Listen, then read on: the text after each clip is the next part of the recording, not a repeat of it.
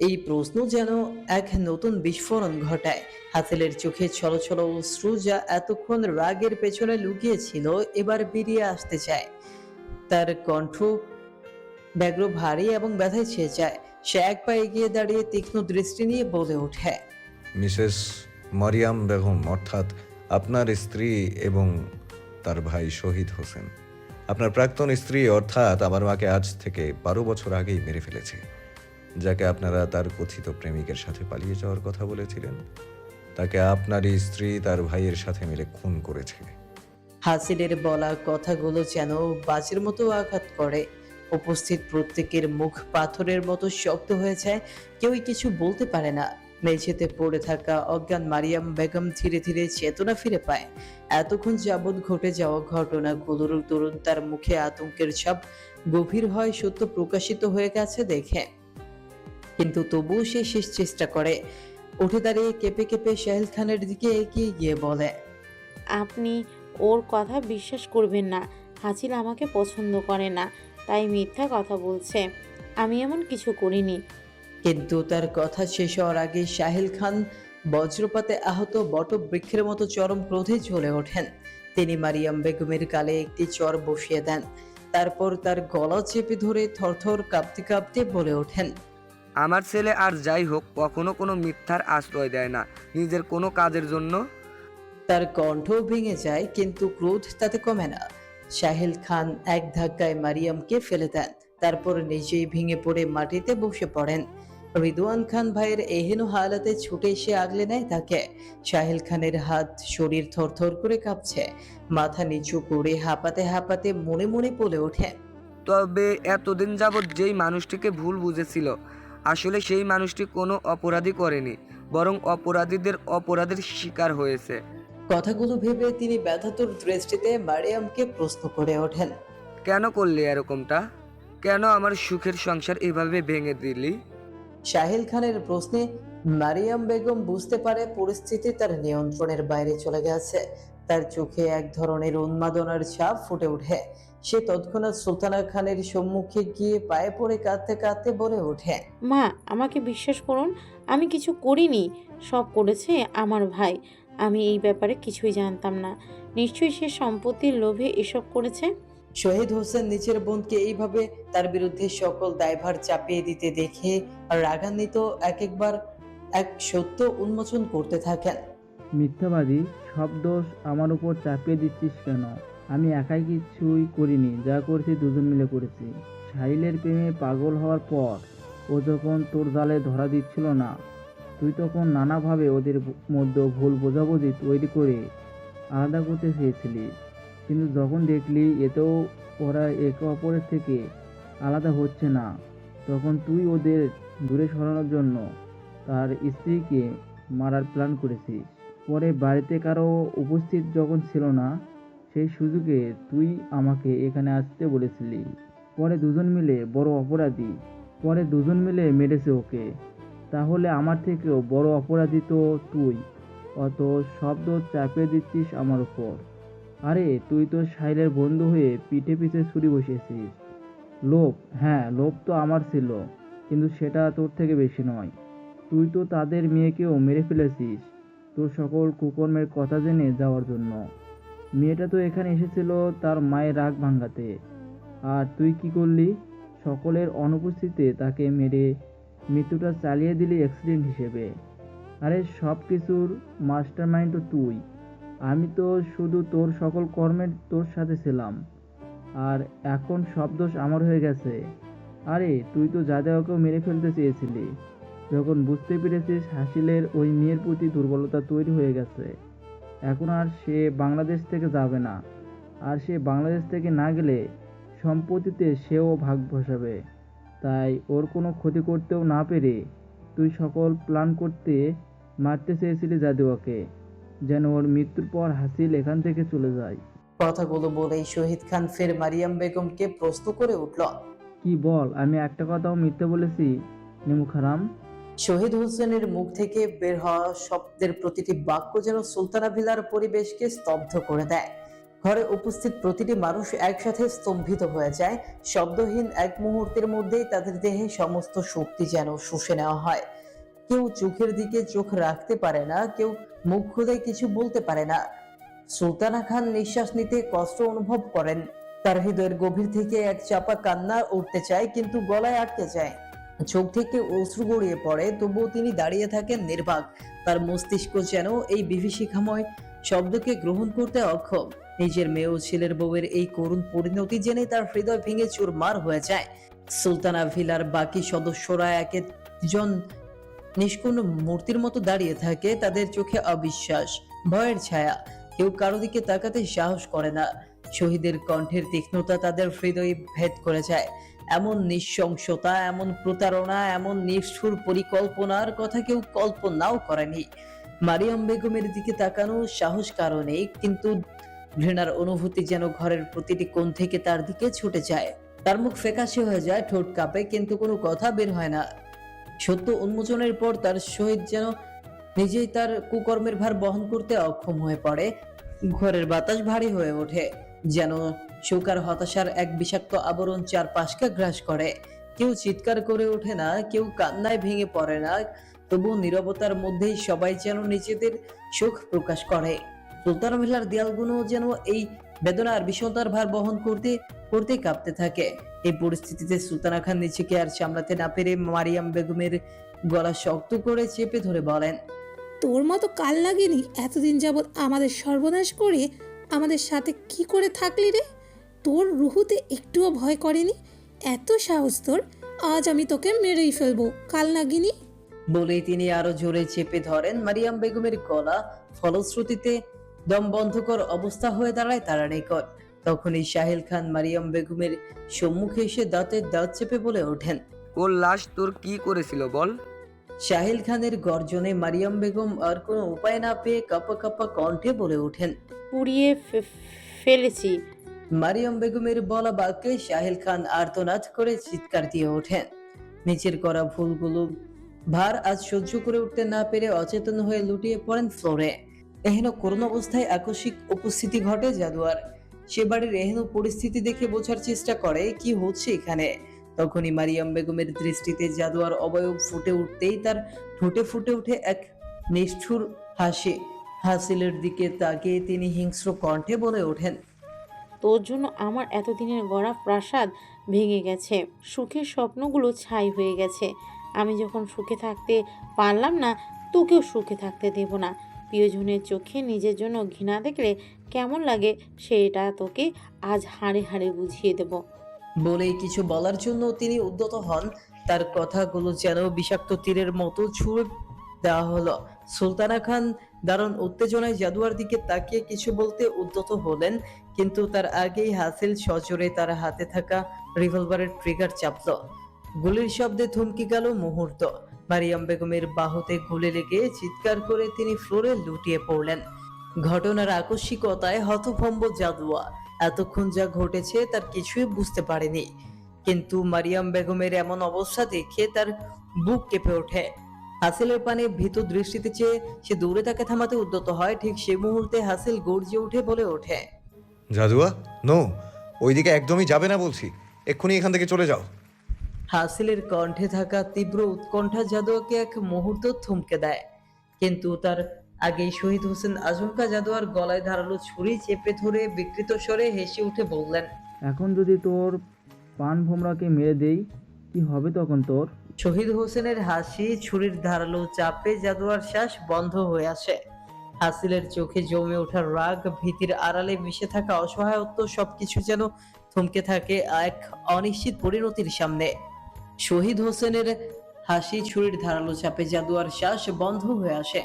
হাসিলের চোখে জমে ওঠা রাগ, ভীতির আড়ালে মিশে থাকা অসহায়ত্ব সবকিছু যেন থমকে থাকে এক অনিশ্চিত পরিণতির সামনে। সুলতানা ভিলায় নিস্তব্ধতা যেন মৃত্যুর আগমনী সুরের মতো। বাতাস ভারী, প্রত্যেকটি মানুষ এক একটি নরহীন গম্ভীর মূর্তি, চোখে অবিশ্বাস আর বুকে ছড়িয়ে থাকা ভয়। কিন্তু সেই ভয়ের চূড়ান্ত রূপ যেন জাদুয়ার মুখে। তার গলায় চেপে থাকা শহীদ হোসেনের ধারালো ছুরির স্পর্শ তাকে পাথরের মতো শক্ত করে রেখেছে।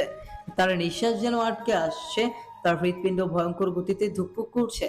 শহীদ হোসেনের মুখে ফুটে ওঠা এক পৈশাচিক হাসি যেন শূন্যতা বিদীর্ণ করে ছড়িয়ে পড়ে।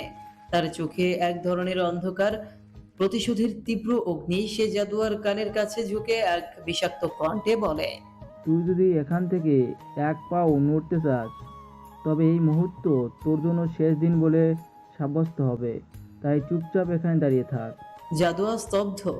তার ঠোঁট কাঁপছে কিন্তু কোনো শব্দ বের করতে পারছে না। তার মনের ভেতর শুধু একটাই প্রশ্ন, এটা কেন ঘটছে? কেন সেই শহীদ হোসেনের লক্ষ্যবস্তু হলো? পেছন থেকে হাসিলের গর্জে ওঠা কণ্ঠ সেই স্তব্ধতা ভেঙে দেয়।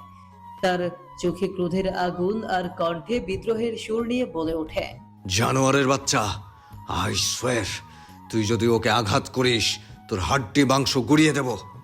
ঠিক কতটা ভয়ঙ্করভাবে মৃত্যু দেয়া যায় তা আমি তোকে দেখিয়ে দেব। হাসিলের ধমকিতে শহীদ হোসেন হেসে ওঠে। তার হাসি যেন পিশাচের মতো। সে ছুরিটি আরো গভীরভাবে চেপে ধরে বলে ওঠে, তোর ভয় দেখানোর সময় শেষ হাসিল, এখন পালা তোর ভয় পাওয়ার। হাসিলের শরীর শিউরে ওঠে।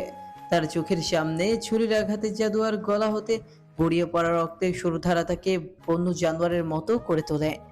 কিন্তু তার পাগলামি আর ক্রোধের মাঝেও সে বুঝতে পারে শহীদ হোসেন এখন এমন এক জায়গায় দাঁড়িয়ে আছে যেখানে তার হাতে জাদুয়ার জীবন মরণ। হাসিল জাদুয়ার দিকে তাকায়। তার চোখে গভীর যন্ত্রণা, অপরাধ বোধ, কিন্তু সেই চোখে এক অমোঘ শপথ যেন সে কোনোভাবেই জাদুয়াকে হারাবে না। তার কণ্ঠ এবার রাগে আর ব্যথায় কাঁপতে থাকে। সে চিৎকার করে বলে ওঠে, যদি তুই ওর গলায় আর একটুও চাপ দিস তাহলে বিলিভ মি, আমি তোর গলা মটকে দেব।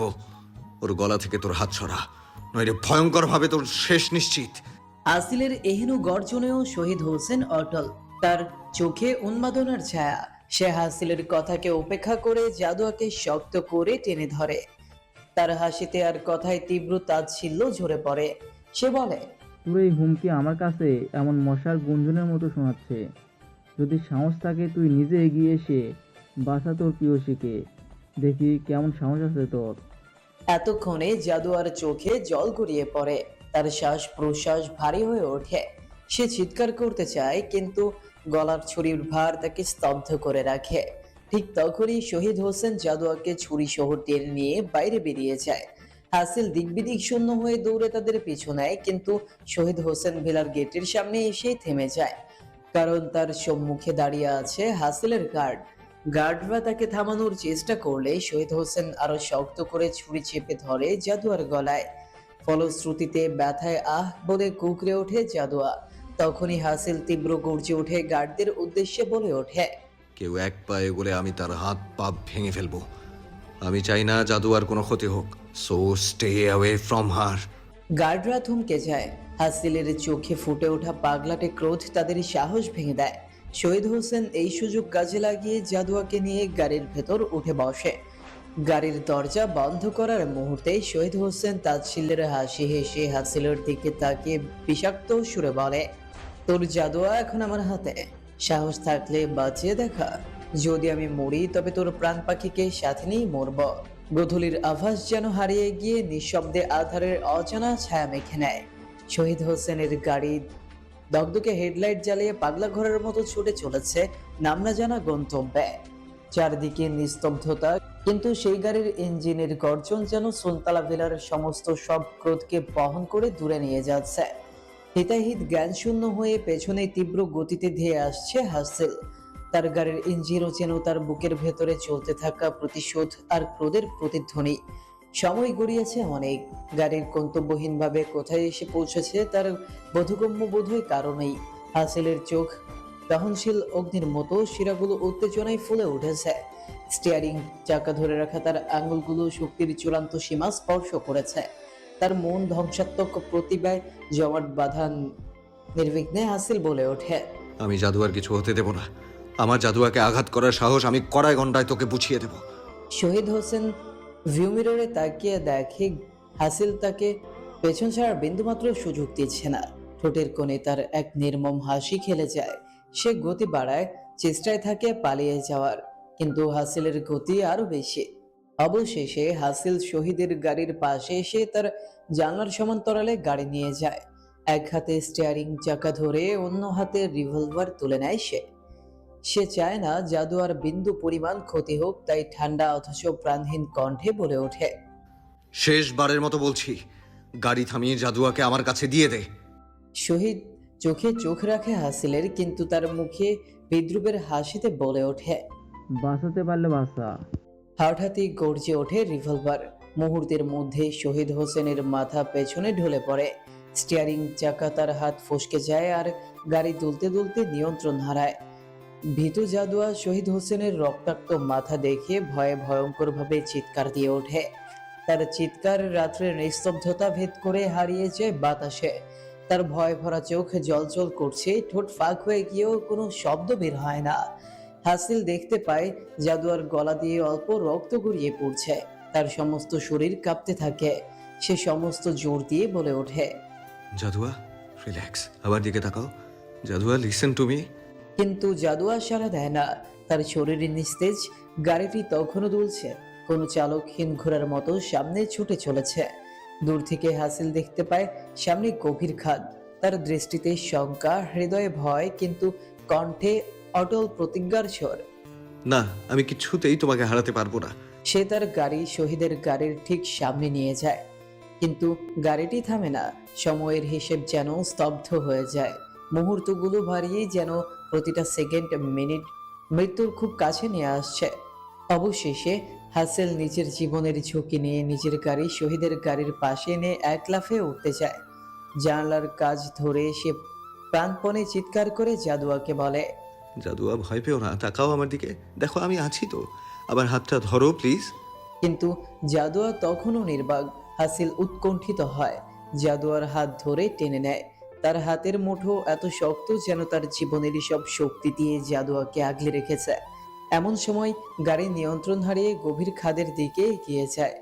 হাসিল তার সমস্ত সাহস জড়ো করে জাদুয়ার শরীরকে জড়িয়ে ধরে নিজের মধ্যে আড়াল করে লাফ দেয় গাড়ি হতে। তৎক্ষণাৎ গাড়িটি এক প্রচন্ড শব্দে খাদে গিয়ে ধাক্কা খায়। হাসিল আর জাদুয়া মাটিতে পড়ে গড়িয়ে গড়িয়ে আটকে যায় কিছুর সাথে। হাসিল নিজের দেহ দিয়ে জাদুয়াকে এমনভাবে আড়াল করে রাখে যেন সে এক জীবন্ত ঢাল। সে কোনো রূপেই জাদুয়ার শরীরে একটি আঁচড়ও সহ্য করতে রাজি নয়। ফলস্বরূপ জাদুয়া অক্ষত থাকলেও হাসিলের শরীর থেকে রক্ত চুইয়ে পড়তে থাকে। মাথা, কাঁধ, হাত সব জায়গা ক্ষত বিক্ষত। তার নিঃশ্বাস ধীর হয়ে আসে, তবুও তার হাতের মুঠো থেকে জাদুয়া আলগা হয় না। নিভু নিভু কণ্ঠে হাসিল বলে ওঠে। আমি তোমার কোনো ক্ষতি হতে দেব না, নেভার এভার অ্যাগেইন। জাদুয়ার চোখ দিয়ে অশ্রু ঝরে। সে কিছু বলতে পারে না, কিন্তু তার হৃদয়ের সমস্ত কৃতজ্ঞতা আর ভয় যেন হাসিলের প্রতি নিবেদন করে। ধীরে ধীরে দুজনেই সংজ্ঞাহীন হয়ে পড়ে। অচেনা পথের সেই গভীর খাদে নীরবতার এক নির্মম অধ্যায় রচিত হয়। তাদের নিস্তেজ শরীরগুলো যেন সেই আধারে হারিয়ে যায়, আর দূরের আকাশ নীরব সাক্ষী হয়ে থাকে আজকের ভয়ঙ্কর ঘটনার। রাতের ভয়াল নির্জনতা কেটে গিয়ে প্রথম সূর্যের আলো জঙ্গলের মর্মর পাতাগুলোর ফাঁক গলে ঝরে পড়ছিল। হালকা হাওয়ায় পাতাগুলো কাঁপছিল, যেন প্রকৃতি নিজেই তাদের দুর্দশার আভাস পাচ্ছিল। জাদুয়ার চোখের পাতাগুলো কেঁপে ওঠে। ক্ষীণ আলো তার চোখে পড়তেই সে স্বপ্ন আর বাস্তবের মাঝখানে কোথাও দাঁড়িয়েছিল। ধীরে ধীরে তার দৃষ্টি স্পষ্ট হলো। নিজের শরীরের ভারী চাপ অনুভব করতেই চমকে উঠে দেখে নেত্রবন্ধ কৃত হাসিলের মুখাবয়ব। জাদুয়া হিমশীতল হয়ে যায়। তার পেছনে ঘটে যাওয়া প্রতিটি বিভীষিকা যেন এক দুঃস্বপ্নের মতো তার চোখের সামনে জেগে ওঠে। হাসিল তার রক্তমাখা শরীর নিয়ে তাকে শক্ত করে আগলে রেখেছে, যেন পৃথিবীর সব বিপদ থেকে তাকে রক্ষা করবে। কিন্তু তার মুখ এতটাই বিবর্ণ আর নিস্তেজ যে জাদুয়া মুহূর্তেই বুঝে ফেলে পরিস্থিতি কতটা গুরুতর। সে কষ্ট করে হাসিলের শক্ত হাত থেকে নিজেকে মুক্ত করে, কিন্তু হাসিলের কষ্টে আঁকড়ে ধরা সেই হাতগুলো তাকে ছাড়তে নারাজ। যেন তার অসহায় আত্মা জাদুয়াকে ধরে রাখার আকুল আবেদন জানাচ্ছে। অবশেষে নিজেকে মুক্ত করে জাদুয়া থমকে দাঁড়ায়। হাসিলের রক্ত ভেজা শরীর, ক্ষত বিক্ষত চেহারা দেখে তার ভেতরটা মুচড়ে ওঠে। হঠাৎই তার ভেতর থেকে একটি আর্তনাদ বেরিয়ে আসে। সে ক্রন্দনরত কণ্ঠে ডেকে বলতে থাকে। শুনুন না, আপনি এভাবে শুয়ে থাকবেন না, প্লিজ উঠুন, চোখ খুলুন, প্লিজ একটা বার আমার দিকে তাকান। জাদুয়ার এহেন করুণ আকতিতে হাসিলের চোখের পাতাগুলো কাঁপতে কাঁপতে খুলে যায়। জাদুয়ার অশ্রুসিক্ত মুখ তার ক্লান্ত চোখে পড়তেই হাসিল ফিসফিস করে বলে ওঠে। তুমি ঠিক আছো তো? কোথাও ব্যথা পেয়েছো? এহেন বাক্য শুনে জাদুয়া কান্নায় ভেঙে পড়ে। হাসিলের নিজের অবস্থার তোয়াক্কা না করে তার জন্য এইভাবে চিন্তিত হওয়া এ যেন তার হৃদয় ছিন্ন করে দিচ্ছে। সে সবকিছু ভুলে হাসিলকে জড়িয়ে ধরে কান্না করে বলে, আমি ঠিক আছি, কিন্তু আপনি নেই। সব আমার দোষ, সব কিছু আমার জন্য হয়েছে। হাসিল ক্লান্ত চোখে জাদুয়ার দিকে তাকিয়ে বলে ওঠে। কান্না থামাও, আমার বিরক্তিকর লাগছে তোমার কান্না। হাসিলের এহেন বাক্যে জাদুয়ার নিজের কান্না মুহূর্তেই থামিয়ে দেয়। হাসিল নিজের শরীরের সর্বশক্তি দিয়ে উঠে বসে। একে অপরকে সামনে নিয়ে চারপাশে তাকাতেই নজরে পড়ে ঘন জঙ্গল তাদের চারদিকে জড়িয়ে ধরেছে। গাছের মর্মর শব্দ আর পাখির বিচ্ছিন্ন ডাকের বাইরে আর কোনো প্রাণের চিহ্ন নেই। জাদুয়া ভয়ে হাসিলের দিকে এগিয়ে যায়। ভয় ও অসহায়ত্বে কণ্ঠে বলে ওঠে। এত বড় জঙ্গল, আমরা কোথায় আছি? বাড়ি কিভাবে যাব? হাসিল ক্লান্ত শরীরেও দৃঢ় কণ্ঠে বলে। ডোন্ট ওয়ারি, আমরা ঠিক পথ খুঁজে পাবো, ভয় পেও না। জাদুয়াকে সাহস যোগালেও হাসিলের শরীর যেন ধীরে ধীরে দুর্বল হয়ে পড়ছে। পায়ের ক্ষত থেকে ক্রমাগত রক্ত ঝরছে। সেই দিকে হাসিল তোয়াক্কা না করে উঠে দাঁড়িয়ে জাদুয়াকে নিয়ে পা চালায় এখান থেকে বের হওয়ার সন্ধানে। তাদের পা জঙ্গলের শুকনো পাতা আর মাটি মারিয়ে এগিয়ে চলেছে, কিন্তু প্রতিটি পদক্ষেপ যেন তাদের ভেতরের শক্তি নিঃশেষ করে দিচ্ছে। হঠাৎ হাসিল হোঁচট খেয়ে মাটিতে পড়ে যায়। জাদুয়া তাকে ধরতেই অনুভব করে তার শরীরের তীব্র তাপমাত্রা, ফলশ্রুতিতে আঁতকে ওঠে আতঙ্কিত কণ্ঠে বলতে শুরু করে। আপনার শরীর তো অনেক গরম, আপনার তো জ্বর হয়েছে। বলতে বলতেই জাদুয়ার নজরে পড়ে হাসিলের রক্ত গড়িয়ে পড়া পাটে। সে অবাক হয়ে হাসিলের পানে তাকিয়ে কিছু না বলে নিজের শরীরের ওনাটি খুলে হাসিলের ক্ষতস্থানে বাঁধতে গেলে হাসিল বাধা দিয়ে বলে ওঠে। না, তুমি তোমার ওড়না খুলবে না, আমি চাই না এভাবে তোমায় কেউ দেখুক। জাদুয়া হাসিলের কথার পৃষ্ঠে শক্ত কণ্ঠে বলে। এখানে আমাদের ছাড়া আর কেউ নেই। যখন মানুষ দেখব তখন না হয় খুলে পড়ে নেব। জাদুয়ার দৃষ্টির তীরতায় হাসিল নীরব হয়ে যায়। জাদুয়া দ্রুত তার ক্ষত বাঁধে, তারপর হাসিলকে নিজের কাঁধে ভর দিয়ে হাঁটতে বললে হাসিল ভ্রু কুঁচকে তাকিয়ে থাকে জাদুয়ার পানে। হাসিলকে নিশ্চুপ দেখে জাদুয়া বলে। কি হলো? দিন আমার কাঁধের উপর ভর। জাদুয়ার কথায় হাসিল বলে ওঠে। আমার ভর নেওয়ার শক্তি এখনো তোমার হয়নি মেয়ে। কথাগুলো বলেই হাসিল অতি কষ্টে ধীর পায়ে এগিয়ে যায় সামনের দিকে। জাদুয়াও কোনো কথা না বলে ছুটে তার পিছু পিছু। সময় গড়ায় ধীরে ধীরে হাসিলের সর্বাঙ্গ নিস্তেজ হয়ে আসার উপক্রম। তবুও সে থামে না। প্রতিটি পা যেন তাকে মৃত্যুর দ্বার থেকে দূরে নিয়ে যাচ্ছে। এক সময় তার শক্তি আর আশার সঞ্চয় ফুরিয়ে যেতে থাকে। তাদের চারপাশে কেবলই অন্ধকার আর অচেনা গাছগাছালির বিস্তার। কোনো পথই তাদের নজরে পড়ে না। এক পর্যায়ে হাসিল সম্পূর্ণ নিস্তেজ হয়ে পড়ে। তার দেহ মাটিতে পড়ে যেতে নিলে জাদুয়া আর্তস্বরে চিৎকার করে ওঠে, কিন্তু হাসিলের ক্লান্ত শরীর আর সাড়া দিতে সক্ষম হয় না। জাদুয়া তার মাথা তুলে কোলে নিয়ে ফুপিয়ে কাঁদতে থাকে। তার মনের ভেতর কেবল একটাই প্রার্থনা। হে আমার রব, আপনি ওনাকে ঠিক করে দিন। তার কিছু হয়ে গেলে আমি নিঃশেষ হয়ে যাব। এই নিঃশেষ অসহায় অবস্থায় তারা কি কোনো আশার আলো দেখতে পাবে, নাকি প্রকৃতির নিষ্ঠুর অন্ধকার তাদের শেষ পরিণতি নির্বাণ করবে? হাসিল নিজের যন্ত্রণা ক্লিষ্ট দেহের ভার আর সামলে নিতে পারে না। তবুও সে জানে থেমে গেলে চলবে না। জাদুয়ার অসহায় মুখশ্রী, তার বিষণ্ণ অশ্রুভেজা চোখ, এই দৃশ্যের ভার সে কোনোভাবেই সইতে পারবে না। সে নিজের জীবনকে গণ্য করে তুলেছে। তার একমাত্র লক্ষ্য এখন জাদুয়াকে নিরাপদে রাখা। তার কিছু হয়ে গেলে জাদুয়ার জীবনও যে অনিশ্চয়তায় পড়ে যাবে। শরীরের প্রতিটি রন্ধ্র যন্ত্রণা, প্রতিটি ধাপের মৃত্যুর স্পর্শ অনুভব করেও সে নিজের সর্বস্ব উজাড় করে ফের উঠে দাঁড়ায়, সামনে এগিয়ে যায়। হাসিলের এহেন হারাতে এভাবে এগোতে দেখে জাদুয়া চিন্তিত হয়ে কান্না মিশ্রিত কণ্ঠে বারবার তাকে থামতে বলে, কিন্তু হাসিল নিজের ভেতরে এক অদম্য শক্তি খুঁজে পায়।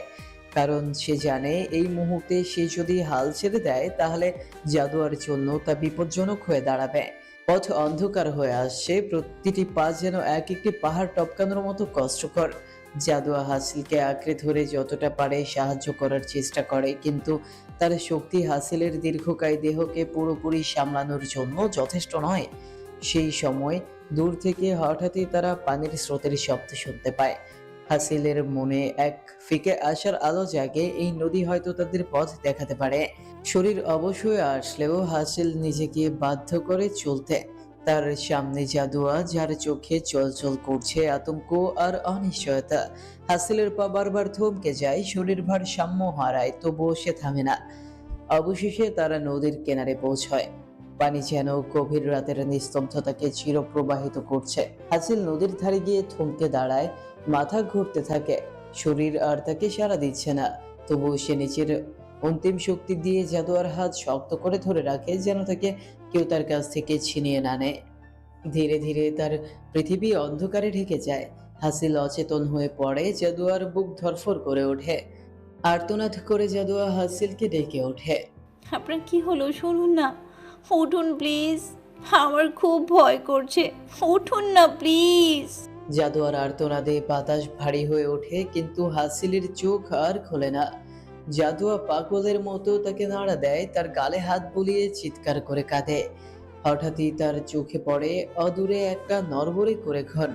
ভয় আসা আর মরিয়া চেষ্টার মিশ্রণে জাদুয়া ছুটে যায় সেই কুঁড়ে ঘরের দিকে। তার দীঘল কালো লম্বা কেশগুচ্ছ বাতাসে উঠতে থাকে, পায়ে মাটির ধুলো, কিন্তু সে কিছু অনুভব করে না। ঘরের কাছে পৌঁছে সে হাঁপাতে হাঁপাতে দরজায় কড়া নাড়ে। দরজা খুলে যায় আর তার সামনে দেখা মেলে দুজন বয়স্ক বৃদ্ধ আর একটি মেয়ে। তারা জাদুয়ার ক্লান্ত বিপর্যস্ত অবস্থা দেখে হতবাক হয়ে যায়। জাদুয়া হিতাহিত জ্ঞানশূন্য হয়ে হাত জোর করে বলে ওঠে। জাদুয়ার কণ্ঠ ভেঙে যায়, সে কাঁদতে কাঁদতে তাদের পায়ে পড়ে। বৃদ্ধ বৃদ্ধা আর মেয়েটি সময় নষ্ট না করে জাদুয়ার পিছু নেয়। তারা নদীর ধারে গিয়ে দেখে বিশাল দেহী হাসিল মাটিতে নিথর হয়ে পড়ে আছে। তাকে তুলতে গিয়ে তারা টের পায় এটি তাদের পক্ষে সহজ নয়। তবু নিজেদের সর্বশক্তি দিয়ে তারা হাসিলকে কুঁড়ে ঘরে নিয়ে আসে। জাদুয়া হাসিলের হাত শক্ত করে ধরে আছে, তার মুখে অসহায়তার ছাপ, কিন্তু তার চোখে এখনো জ্বলে ভালোবাসা আর ভয় মিশ্রিত এক গভীর আকুতি। বৃদ্ধ বৃদ্ধা তাদের ক্ষীণ শক্তি দিয়েও যত্নশীলভাবে হাসিলকে শুইয়ে দেয়। মেয়েটি পানি নিয়ে আসে আর জাদুয়া বারবার কাঁদতে কাঁদতে বলতে থাকে। ওনাকে বাঁচান, ওনাকে বাঁচান প্লিজ। বৃদ্ধা তার কাঁধে হাত রেখে বলে। মেয়ে শান্ত হও, আমরা যা পারি করব। কিন্তু জাদুয়ার অশ্রু থামে না। তার মাথায় একটাই চিন্তা, হাসিলের কিছু হলে সে কিভাবে বাঁচবে। এই কুঁড়ে ঘর, এই অচেনা মানুষগুলো যেন তাদের জীবনের শেষ আশ্রয়। জাদুয়া হাসিলের পাশে বসে তার হাত ধরে থাকে আর মনে মনে প্রার্থনা করতে থাকে, যেন সে তার ভালোবাসাকে আবার চোখ খুলে তাকাতে দেখতে পায়। জাদুয়াও হাসিলের নিখোঁজ হয়ে যাওয়ার পর সাব্বির ও তার লোকজন নিজেদের মধ্যে এক পাগলাটে তারা নিয়ে সর্বত্র তাদের খুঁজতে থাকে। তাদের চোখে তখন শুধু অন্ধকার, ভেতর থেকে এক গভীর উদ্বেগের স্রোত বয়ে যায়। সর্বত্র ছুটে চলা, একের পর এক করে করে খোঁজ, কিন্তু কোথাও নেই সেই দুই প্রাণ, যেন পৃথিবী তাদের অঙ্গন থেকে হারিয়ে ফেলেছে। এদিকে সুলতানা ভিলার ভেতর এক অস্থিরতা, এক নৈরাজ্য ছড়িয়ে পড়ে। একদিন কেটে গেল, কিন্তু তাদের কোনো খোঁজ মেলেনি। পুলিশ, তদন্তকারী বাহিনী, ভিলার সমস্ত কর্মচারী সবাই তাদের খোঁজে ব্যস্ত, যেন একটি নিঃশব্দ যুদ্ধ চলছে যার কোনো ফল নেই। সবাই শঙ্কিত, আতঙ্কিত, তাদের চিন্তা যেন তীব্র থেকে তীব্রতর হয়ে উঠছে। তবে কেবল শহীদ হোসেনের জন্য বিচূর্ণ হয়ে যাওয়া গাড়িটি এবং তার মৃতদেহ কেবল খুঁজে পাওয়া যায়, যে একটি অশুভ সংকট হয়ে দাঁড়ায়। নিঃসঙ্গ এক স্মৃতি যা অন্য কোনো রহস্যের আভাস দেয়। কিন্তু হাসিল ও জাদুয়া, তাদের কোনো খোঁজ পাওয়া যায় না। সে যেন এক অভিশপ্ত শূন্যতা, এক বিপজ্জনক নিস্তব্ধতা যা একযুগে ঘিরে ফেলে সুলতানা ভিলাকে। সবাই অস্থির, তাদের মধ্যে উদ্বেগের যে স্রোত বইছে তা যেন এক বিষাক্ত নদীর মতো ভিলার প্রতিটি কোণায় প্রবাহিত হচ্ছে। তারা নিঃশব্দ চিন্তায় ডুবে যাচ্ছে, কিন্তু একটি কথাও যেন তাদের শান্তি দিতে পারছে না।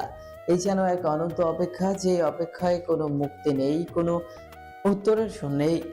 প্রায় একদিন পর জ্ঞানশূন্য হাসিল নিজ নেত্র মেলে ধরে।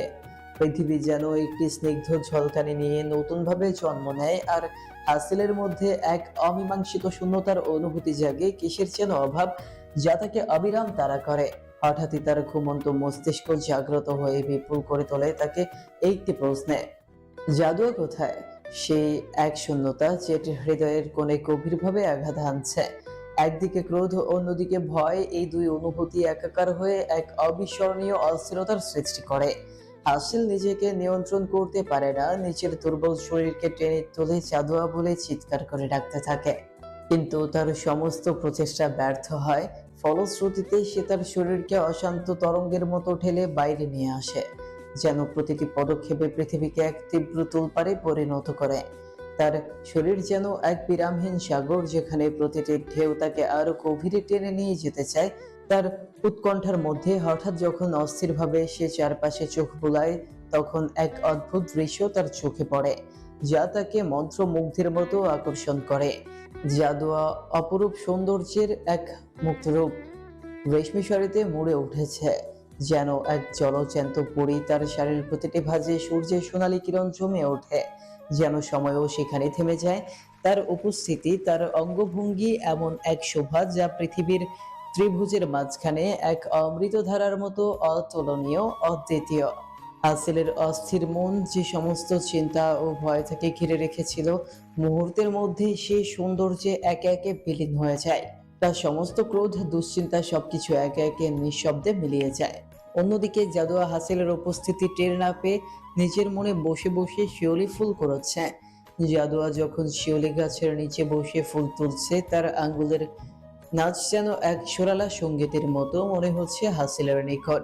তার মুখাবয়ব, তার মৃদু হাসি সবকিছু উন্মাদের মতো টানছে হাসিলকে তার নিকট।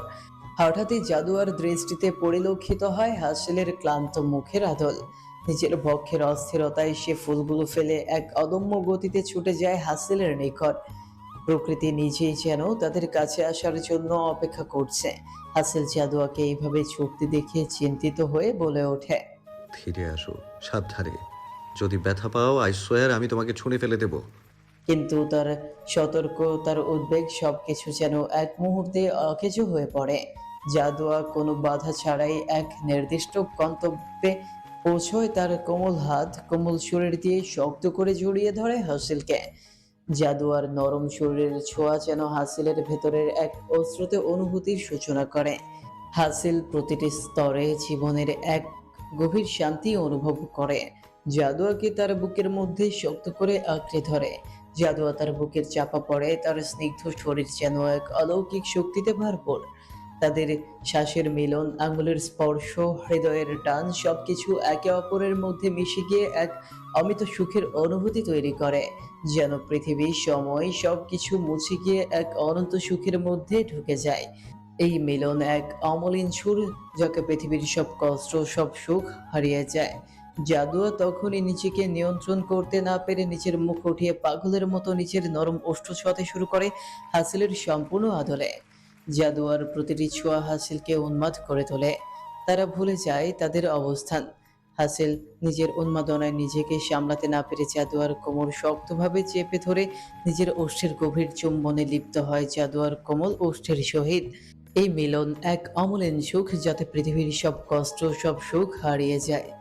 জাদুয়া তখনই নিজেকে নিয়ন্ত্রণ করতে না পেরে নিজের মুখ উঠিয়ে পাগলের মতো নিচের নরম ওষ্ঠ ছোঁয়াতে শুরু করে হাসিলের সম্পূর্ণ আদলে। জাদুয়ার প্রতিটি ছোঁয়া হাসিলকে উন্মাদ করে তোলে। তারা ভুলে যায় তাদের অবস্থান। হাসিল নিজের উন্মাদনায় নিজেকে সামলাতে না পেরে জাদুয়ার কোমর শক্তভাবে চেপে ধরে নিজের ওষ্ঠের গভীর চুম্বনে লিপ্ত হয় জাদুয়ার কোমল ওষ্ঠের সহিত। হাসিলের এহেন আকস্মিক স্পর্শে জাদুয়া পুরোপুরি কেঁপে ওঠে, যেন তার শরীরের প্রতিটি শিরা ও উপশিরায় এক অভূতপূর্ব শিহরণ ছড়িয়ে পড়ে। হাসিলের শক্ত আলিঙ্গন তাকে এমনভাবে আঁকড়ে ধরে যেন তার কোনো পথ নেই পালাবার। জাদুয়া এহেন স্পর্শ সহ্য করতে না পেরে ব্যাকুল হয়ে নিজেকে ছাড়ানোর চেষ্টা করে। তার হাত হাসিলের বুকে ধাক্কা দেয়, কিন্তু সে জানে না এই মুহূর্তে সে নিজেই কতটা দুর্বল হয়ে পড়েছে। হাসিলের অধর যখন জাদুয়ার অধর ছুঁয়ে গভীর নিবিড়নের লিপ্ত, তখন তার সমস্ত প্রতিরোধ ভেঙে যায়। জাদুয়ার শরীর অসাড় হয়ে পড়ে, পায়ের নিচ থেকে যেন সমস্ত শক্তি সরে যায়। দাঁড়িয়ে থাকা তার জন্য অসম্ভব হয়ে পড়ে। সে ধীরে ধীরে নিজের শরীরের ভর ছেড়ে দেয়। হাসিল জাদুয়ার প্রতিটি শ্বাসের ভার বুঝতে পারে। তার শক্ত বাহু জাদুয়ার কোমরের চারপাশে আরো শক্ত করে চেপে ধরে, যেন তার সম্পূর্ণ ভর নিজের শরীরে নিয়ে নেয়। হাসিলের এই গভীর দহনশীল চুম্বনে জাদুয়ার হৃদয় জ্বলে ওঠে এক অজানা অনুভূতির তাপে। জাদুয়া নিঃশ্বাস নিতে চায়, কিন্তু তার শ্বাস আটকে যায়। তার বুকের ভেতরটা ধুকপুক করতে থাকে। তার শরীর ক্লান্ত, তবুও তার মন যেন এক অন্য জগতে ভেসে যায়। খানিকক্ষণ পর হাসিল ধীরে ধীরে নিজেকে সরিয়ে নিয়ে তার ললাট জাদুয়ার ললাটের সহিত ঠেকিয়ে রাখে। ফের দুজনে গভীরভাবে শ্বাস নেয়, যেন এই মুহূর্তের আবেশ থেকে মুক্তি পাওয়ার চেষ্টা করছে। হাসিল গভীর নিঃশ্বাস নিয়ে কণ্ঠ ফিসফিসিয়ে এই মুহূর্তে আবিষ্কৃত নিজের মনের শ্রেষ্ঠ অনুভূতিগুলোকে একত্রে করে বলে ওঠে কিছু মোহনীয় বাক্য। তোমার ওই ঠোঁটের হাসি জাগায় দিগন্তের প্রাণ, সুধার মিষ্টিমায় ভাসে নিশীথের গান। তোমার গমন ছন্দে কাঁপে কালো রেখা, রূপ যেন তোমার শাশ্বত ছন্দের গভীর দেখা। দৃষ্টি তোমার যেন অতল গগন, চন্দ্রিমার স্নিগ্ধতায় জাগায় স্পন্দন। তোমার সান্নিধ্যে বেদনাও হারায়, যেন তুমি কোনো শিল্পীর গড়া এক মোহমায়। হাসিলের এহেন বাক্যে জাদুয়ার মাথা নত হয়ে যায়, তার চোখের পাতা ভারী হয়ে আসে, তার শরীর নিস্তেজ, তার হৃদয়ে গতিতে এক অদ্ভুত কম্পন সৃষ্টি হয়। অনুভূতির সাগরে ডুবে থাকা হাসিল নিজের ব্যক্তিত্ব ভুলে ফের হিসিয়ে বলে ওঠে। স্নিগ্ধ পবিত্রময় তুমি, ঠিক যেন জলে ভাসা পদ্মের ন্যায়। এ কেমন রূপ দেখালে আমায়, এই নিঃশ্বাসও যে এখন চায় তোমায়। হাসিলের এহেন বাণীতে জাদুয়া লজ্জায় মিলিয়ে গিয়ে তার ললাট হতে নিজেকে সরিয়ে মুখ গুজে দেয় হাসিলের বক্ষ মাঝারে। জাদুয়াকে এরূপ লজ্জা পেতে দেখে নিজ অধরের প্রাপ্তির হাসি রেখা ফুটিয়ে শক্ত করে নিজেও আলিঙ্গন করে নেয় তার প্রাণ ভোমরা ছোট্ট দেহখানিকে। এই আবেগের স্রোত, এই মুহূর্তের তীব্রতা জাদুয়াকে সম্পূর্ণভাবে ভেঙে দিয়েছে। তারা দুজনেই চুপচাপ দাঁড়িয়ে থাকে, জাদুয়ার ভর হাসিলের বাহুতে, আর হাসিলের হৃদয়ের উত্তাপ জাদুয়ার সমস্ত সত্তায় মিশে থাকে। চারপাশে যেন কোনো শব্দ নেই, শুধু তাদের শ্বাস প্রশ্বাসের গুঞ্জন আর একে অপরের অস্তিত্বের গভীর অনুভূতি। হঠাৎই হাসিল কি ভেবে নিজের অনুভূতির এতি টেনে জাদুয়াকে বুক থেকে তুলে ভ্রু কুঞ্চিত করে বলে ওঠে। তুই শাড়ি কেন পরেছিস? কে দিয়েছে শাড়ি তোকে? কাকে দেখাতে শাড়ি পরেছিস? আর এখানে কেন এসেছিস? কার সাথে এসেছিস? হাসিলকে হঠাৎ এইভাবে রেখে যেতে দেখে জাদুয়া নিজেকে অনুভূতির সাগর থেকে বের করে ধাতস্থ হয়ে হাসিলকে শান্ত করার উদ্দেশ্যে গতদিনের হাসিলের অচেতন হয়ে যাওয়ার পরে ঘটে যাওয়া সকল ঘটনা খুলে বলে। ফের বলে ওঠে, আমার জামার অবস্থা খুব খারাপ হয়ে যাওয়ার কারণেই ওর এই শাড়িটা পরতে দিয়েছিল, তাই পরেছি, কাউকে দেখানোর জন্য নয়। আর এখানে ওনারা ছাড়া অন্য কোনো পুরুষও নেই, তাই এখানে এসেছি। জাদুয়ার কণ্ঠে অভিমানের সুর স্পষ্ট হয়ে উঠল, আর তার মুখে এক গভীর অপমান বোধের ছায়া নেমে এলো। সে মুখ ভার করে দাঁড়িয়ে রইল, যেন হাসিলের রাগের জবাবে নিজের নীরবতা দিয়ে তার উত্তর দিতে চায়। হাসিল জাদুয়ার প্রতিটি শব্দ শুনে এক অদ্ভুত নিস্তব্ধতায় আচ্ছন্ন হয়ে গেল। সে বুঝে উঠতে পারল না এই পরিস্থিতিতে কি বলা উচিত।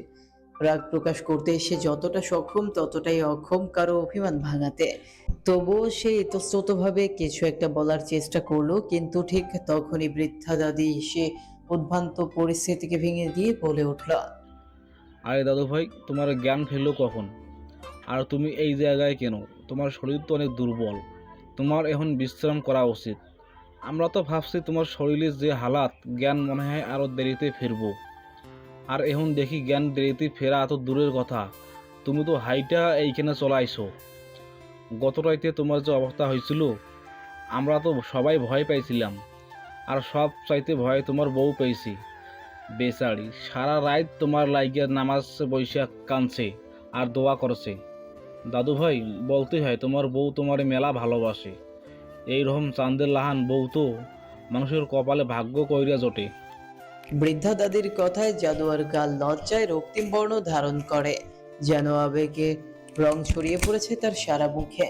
অন্যদিকে হাসিল দাদির কথাগুলো শোনার পর গভীরভাবে জাদুয়ার দিকে অপলক দৃষ্টিতে তাকিয়ে রইল। তার চোখে এক অদ্ভুত আবেগ, যেন নিজের মনের গহীন অনুভূতিগুলো শব্দের রূপ নিতে চাইছে। মৃদু কণ্ঠে আনমনে হাসিল বলে উঠল, Yes, I accept. I am a very lucky person. তার কথাগুলো জাদুয়ার কর্ণে প্রতিধ্বনিত হতে না হতেই জাদুয়া কোনো প্রতিক্রিয়া না দেখিয়ে নীরবে সেখান থেকে চলে গেল। তার পায়ের মৃদু শব্দ, চুলের তল আর চোখে ভরা নীরব অভিমান যেন তার পাশে গভীর নীরবতা রেখে গেল। ঠিক তখনই বৃদ্ধা দাদি ফের বলে উঠলেন, দাদু ভাই চলো ঘরে কিছু খেয়ে নাও। এই বলে তিনিও ধীর পায়ে সামনের দিকে এগিয়ে গেলেন। পেছনে রইল এক মায়াময় নীরবতা, যেখানে অনুভূতিগুলো শব্দহীন থেকে তাদের নিজের গল্প বলে চলল। হাসিল ভারী গভীর কণ্ঠে বলে ওঠে, আমাকে এত ভালো তুমি কবে বেঁচে ফেলেছো বোকামে? আমায় ভালোবাসার মতো কোনো কিছুই তো আমি করিনি। তবে কেন? তোমার এই ভালোবাসা অনন্তকালের জন্য নাকি শুধু ক্ষণিকের জন্য? কেটে গেছে অনেকটা সময়।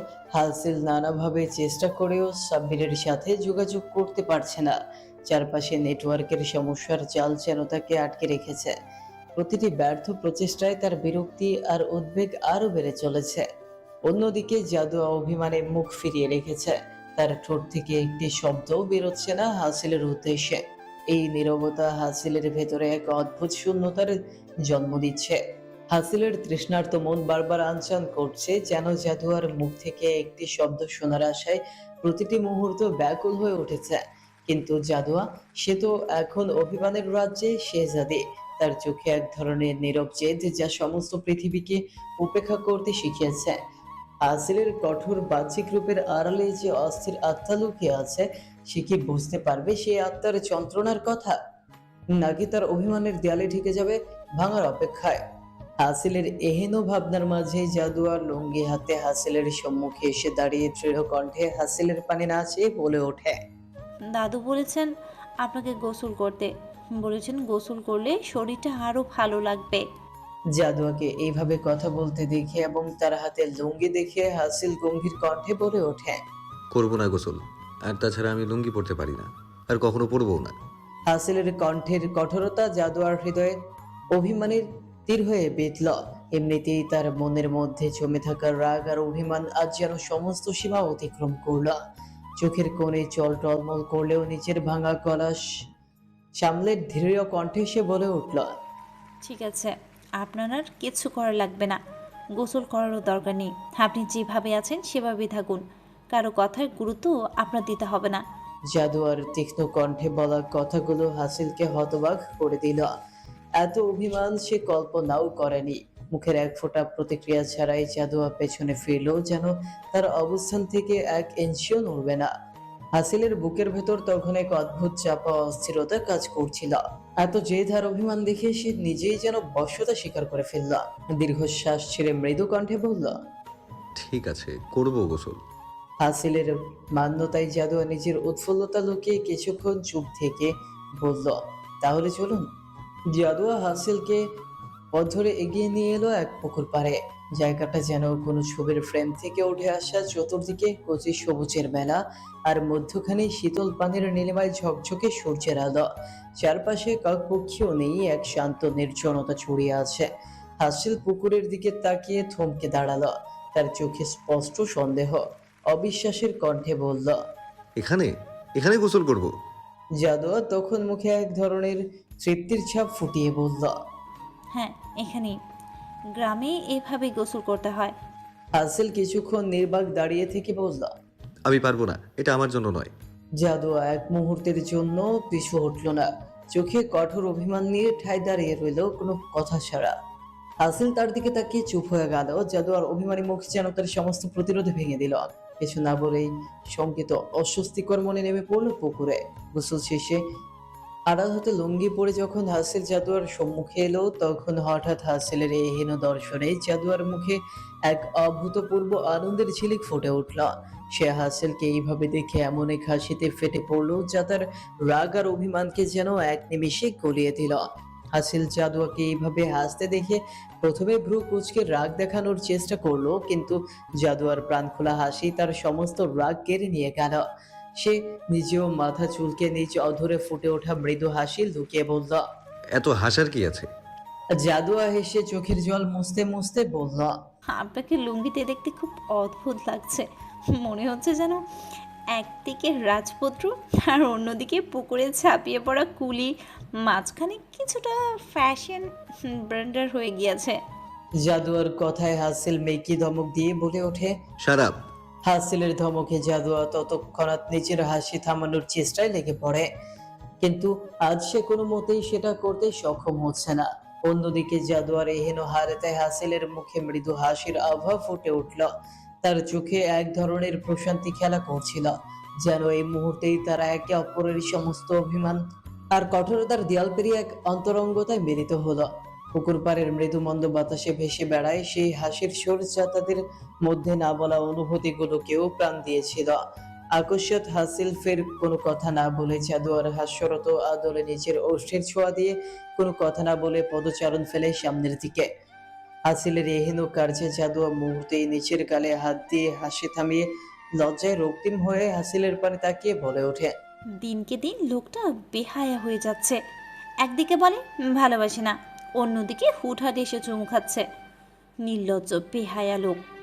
দিনকে দিন লোকটা বেহায়া হয়ে যাচ্ছে।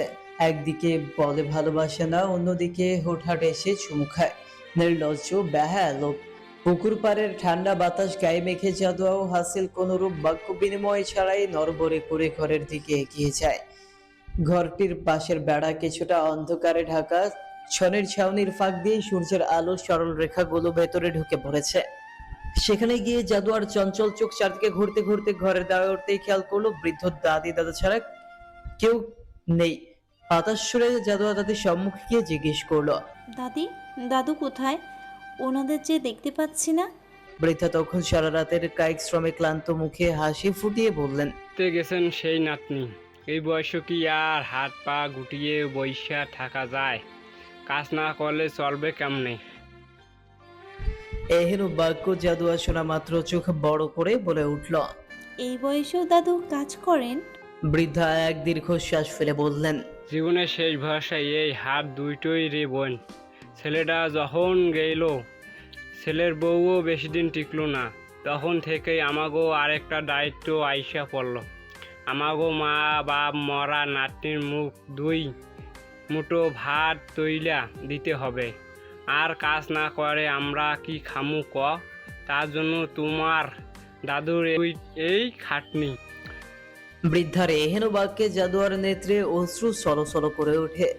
বৃদ্ধ দাদু আর দাদি যে এমন পরিশ্রম করছেন তা ভাবতেই তার বুকের ভেতরটা কেমন মুচড়ে ওঠে। দুনিয়াতে মানুষ কতই না লড়াই করে বেঁচে আছে, তার খবরও বা কজন রাখে? সকলেই তো আমরা নিজেদের নিয়ে ব্যস্ত, অন্যজনের কথা ভাবার সময় কই আমাদের? জাদুয়া নিচের সরল ব্যথা তোর মনে চঞ্চল সরে বলে ওঠে। দাদি, দাদু এখন কই? জাদুয়ার প্রশ্নে বৃদ্ধা হাত তুলে দূরের এক মাঠের দিক দেখিয়ে বলে, ওই যে ওই ক্ষেতটা দেখছো, ওই হোসেন আলীর ক্ষেত। আজকে জমির ধানগুলো কাটার কাজ শুরু করছে। সেদিকটা ভালো মতো পর্যবেক্ষণ করে জাদুয়া কোনো কথা না বলে দ্রুত হাসিলের হাত ধরে টেনে নিয়ে চলল সেদিকটাই। জাদুয়ার এহেন কর্মে হাসিল হতবাক হয়, পিছু পিছু যেতে যেতে বিরক্ত মিশ্রিত গলায় শুধায়, হোয়াট ইজ দিস জাদুয়া? কোথায় যাচ্ছ? এভাবে টেনে নিয়ে যাওয়ার মানে কি? জাদুয়া দৃঢ় কণ্ঠে উত্তর দিল, দাদুর কাছে যাচ্ছি, ওনার কাজে সাহায্য করতে হবে। জাদুয়ার প্রত্যুত্তরে হাসিল থমকে দাঁড়িয়ে রাগত স্বরে বলল, are you kidding with me? তুমি মজা করছো? আমি চাষের কাজ করব? এই তাসওয়ার আবরার হাসিল? ইম্পসিবল, কখনোই না। I will never do this work. হাসিলের কথায় জাদুয়া এক মুহূর্ত থেমে হাসিলের দিকে ফিরে তাকালো। তার অভিমানী চোখগুলো যেন এক সমুদ্র বেদনার ভাষা হয়ে উঠল। একটিও শব্দ না করে সে নিচের পথ ধরে হাসিলের পানে নাচে ক্ষেতের দিকে ছুটে গেল। জাদুয়ার এহেন আচরণে হাসিল হতবিহ্বল হয়ে বলে উঠল, খুব বার বেড়েছো তুমি জাদুয়া। I don't like this. তোমার এরূপ আচরণ আমি একদমই সহ্য করব না। ক্ষেতের কাছে পৌঁছানোর উপর জাদুয়া দেখলো বৃদ্ধ দাদু রোদে পুড়ে ধান কাটছেন। তার ক্ষীণকায় শরীরের প্রতিটি হাড় স্পষ্ট দৃশ্যমান। দৃশ্যটি দেখে জাদুয়ার হৃদয়ে আরো এক প্রস্থ ব্যথার ঢেউ খেলে গেল। সে ছুটে গিয়ে বৃদ্ধের পাশে দাঁড়ালো, কাপা গলায় বলে ওঠে। বৃদ্ধ মাথা তুলে চমকে জাদুয়ার দিকে তাকালেন। তার চেহারায় এক অদ্ভুত মায়ের ছাপ ফুটে উঠল। তিনি মায়াময় কণ্ঠে বললেন, না রে নাতনি, তুমি এই কাম করবা কেন? তুমি আমাকে মেহমান, আর তাছাড়া তোমার হাতও নরম। তুমি শহরের মানুষ, তুমি এই কাম করতে পারবা না। বৃদ্ধের কথায় জাদুয়া মুখের মৃদু হাসির রেখা টেনে বলে, দাদু, আমিও গ্রামের মাইয়া, কষ্টের কাম করার অভ্যাস আমার আছে। জাদুয়ার এহেন ভাবে বলা কথায় বৃদ্ধ অবাক হয়ে মুখে হাসির রেখা টেনে বলেন, সে যাই হোক নাতনি, তোমারে আমি এই কাম করতে দেব না। তর্ক বিতর্কের এহেন দৃশ্য দেখে দূরে দাঁড়িয়ে থাকা হাসিলের প্রচন্ড রাগ হলো। তবুও ঠোঁটের কোণে বিদ্রুপের হাসি ফুটিয়ে রাগান্বিত স্বরে আপন মনেই বলে ওঠে, আমার অবাধ্য হওয়ার ফল তোমায় কড়াই গন্ডায় বুঝিয়ে দেব। জাস্ট ওয়েট অ্যান্ড ওয়াচ অবাধ্যের শেষাদি। দূরে দাঁড়িয়ে থেকে হাসিল যখন দেখলো জাদুয়া নিচের কোমল হাত দিয়ে ধান কাটার চেষ্টা করছে, তখন তার মুখে আর কোনো বিদ্রুপ ক্রোধ থাকলো না, বরং তার স্থির চোখে এক অদ্ভুত চিন্তার রেখা ফুটে উঠল। কিছুক্ষণ দাঁড়িয়ে থেকে নিজেকে দমিয়ে রাখতে না পেরে অবশেষে বিরক্তি মিশ্রিত কণ্ঠে বলে ওঠে, এনাফ ইজ এনাফ। এই বলে হাসিল জাদুয়ার সম্মুখে গিয়ে দাঁড়িয়ে কোনো কথা না বলে রোদ থেকে ছায়া টেনে নিয়ে দাঁড় করিয়ে দেয়। হাসিলের এহেন আচরণে জাদুয়া বলে ওঠে, আপনি আমাকে এখানে কেন নিয়ে এলেন? আমাকে যেতে দিন, আমি দাদু হেল্প করব। জাদুয়ার বাক্যের পৃষ্ঠে হাসিল দাঁতে দাঁত চেপে ধমক দিয়ে বলে ওঠে, শাট আপ ইউ ইডিয়েট। আর একটা কথা বললে এখান থেকে ছুঁড়ে ফেলে দেব। চুপচাপ দাঁড়িয়ে থাকো এখানে। হাসিলের এহেন ক্রোধান্বিত বাণীতে জাদুয়া বুঝতে পারে হাসিল প্রচন্ড রেগে গিয়েছে। তাই কোনো কথা না বলে চুপচাপ ভদ্রমের মতো গুটিয়ে দাঁড়িয়ে থাকে সেখানটায়। জাদুয়াকে নিশ্চুপ হতে দেখে হাসিল দীর্ঘশ্বাস ছেড়ে চলে যায় নিজের বাছাইকৃত গন্তব্যস্থল। হাসিলকে ক্ষেতের দিকে এগোতে দেখে জাদুয়া অবাক হয়ে চেয়ে রয় তার পানে। ধীরে ধীরে হাসিল নিচে জমির মাঝখানে গিয়ে অস্বস্তিতে হাতের শার্ট গুটিয়ে নিয়ে বৃদ্ধের কাছ থেকে হাল নিয়ে ধান কাটার কাজ শুরু করে। তার নিখুঁত মুখের আভা এবং নরম হাত দেখে স্পষ্ট বোঝা যাচ্ছিল এই ধরনের কাজ সে জীবনে কখনো করেনি। হাসিল নিজেকে মনে মনে বলে ওঠে, আর কত কি যে এই মেয়ে আমাকে দিয়ে করাবে আল্লাহ মালুম। অন্যদিকে জাদুয়া ছায়ার নিচে বসে হাসিলকে চুপচাপ এক ধ্যানে দেখে যায়। তার নেত্রে আজকের হাসিল যেন সম্পূর্ণ অন্যরকম দৃশ্যমান হচ্ছিল। এই হাসিল আর আগের সেই অহংকারী কঠোর মানুষটি নয়, এই যেন নীরব দায়িত্ব পালনকারী এক নতুন মানুষ। প্রাকৃতিক পরিবেশ তখন শান্ত, পাকা ধানের সোনালী আভা আর রোদের উজ্জ্বল আলো মিলে তৈরি করেছে এক অপার্থিব সৌন্দর্য। হাওয়ায় ধানের গন্ধ ভেসে বেড়াচ্ছে, পাখির ডাক সেই পরিবেশকে আরো জীবন্ত করে তুলেছে। রোদের তাপে হাসিলের গাত্র ঘর্মাত্মক হয়ে ছুঁয়ে ছুঁয়ে পড়ে তার ক্লান্তিকর কঠোর পরিশ্রমের চিহ্ন, তবুও সে কিছুতেই থামেনি। কিছুক্ষণ পর বৃদ্ধ এসে হাসিলের মাথায় হাত রেখে বললেন, তুমি বাবু মানুষ, এই কষ্ট করার দরকার ছিল না, তবুও করলা। ধন্য তোমাকে দাদু ভাই। বৃদ্ধির কথার কোনো প্রতিক্রিয়া না দেখিয়ে হাসিল নিজ কর্মে মনোনিবেশ প্রতিস্থাপন করে। জাদুয়া সেই দৃশ্য দেখে নিঃশব্দে মুচকে হাসে। তার মনে হলো এই কঠোর স্বল্পভাষী মানুষটি হয়তো নিচের মুখে কিছু স্বীকার করবে না, কিন্তু তার এই প্রচেষ্টা বলে দিচ্ছে সে যতই অভিজাত হোক না কেন, মানবিকতার জায়গায় সে কারো চেয়ে কম নয়। জাদুয়া এক পাশে দাঁড়িয়ে রোদের তাপে চকচক করা হাসিলকে দেখে আপন মনে বলে ওঠে, তবে আমার হৃদয় সঠিক মানুষকেই চেয়েছে। জাদুয়ার ভাবনার মাঝে বিকেলের আলোর আভায় স্নিগ্ধ প্রকৃতির বুকে দাঁড়িয়ে হঠাৎই তার নেত্র আটকে যায় ক্ষেতের সীমানায়। অল্প দূরে দাঁড়িয়ে থাকা বৃদ্ধের নাতনি স্পষ্টতই তার দৃষ্টি নিবদ্ধ করেছে হাসিলের উপর। মেয়েটির চোখে ঝলমলে উচ্ছ্বাস আর মুচকি হাসির আভাস। এমন দৃষ্টিতে তাকিয়ে আছে যেন হাসিল তার দেখা প্রথম সুদর্শন পুরুষ। মেয়েটির চাহনির তীরতায় যেন সে হাসিলকে চোখের তারায় গিলে খেতে উদ্যত।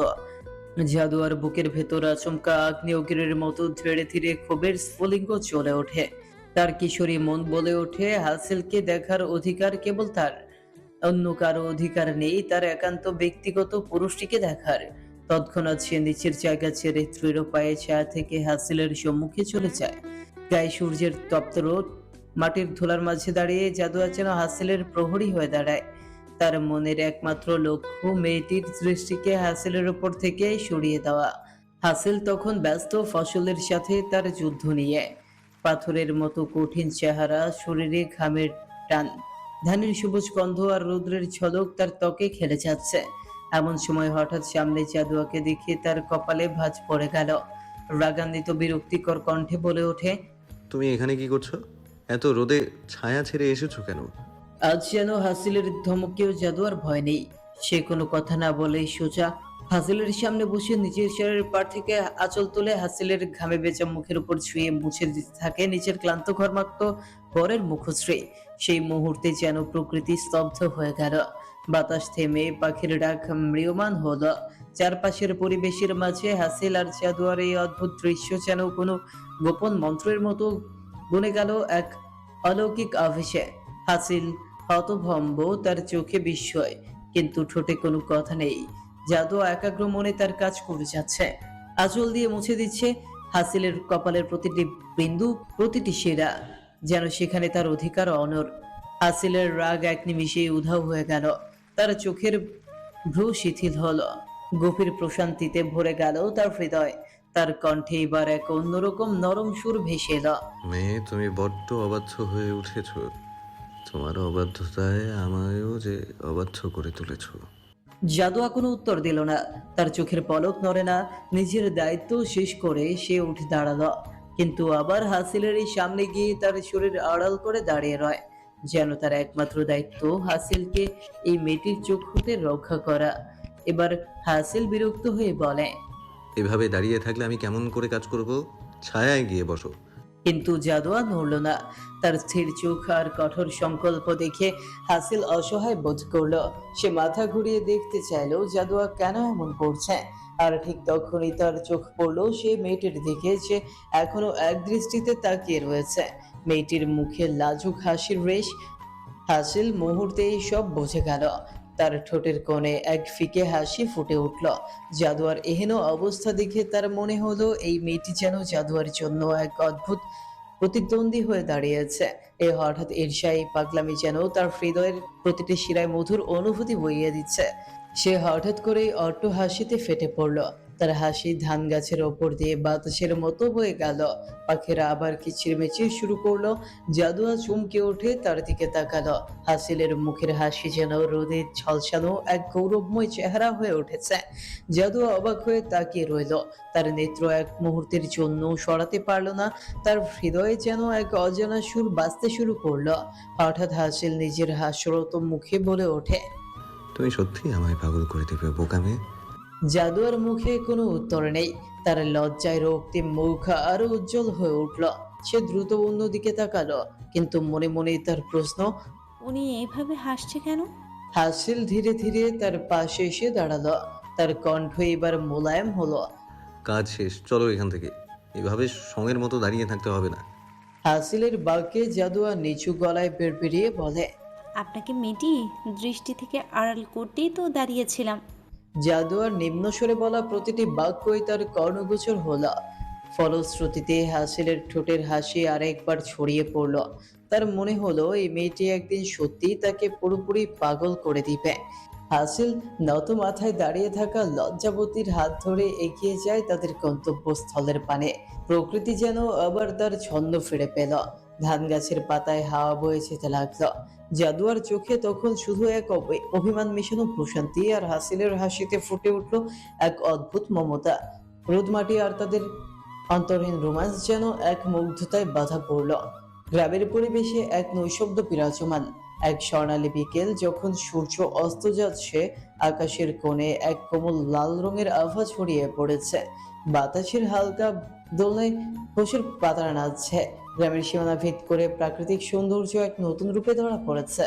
এক নির্জন মেঠো পথের ওপর এক অদ্ভুত দৃশ্য ঘটা শুরু করেছে। হাসিলের শক্ত দৃঢ় হাতের মধ্যে বন্দিনী জাদুয়া, কিন্তু আজ কোনো প্রতিবন্ধকতা মানছে না সে। সে এমন এক পাগলামিতে ডুবেছিল যা তার নিজের ভেতর এক নতুন অনুভূতির জন্ম দিয়েছিল। সে হাসিলের মুষ্টিবদ্ধ হাতটি টেনে চলে যায় নিজেদের গন্তব্যস্থল অতঃপন্ন প্রান্তে। জাদুয়ার এহেন আচরণে হাসিল ভ্রু কুঁচকে পর্যবেক্ষণে ব্যস্ত। শান্ত নম্র প্রকৃতির মেয়েটি আজ হঠাৎই দুরন্ত শিশুর মতো হেঁটে চলছে।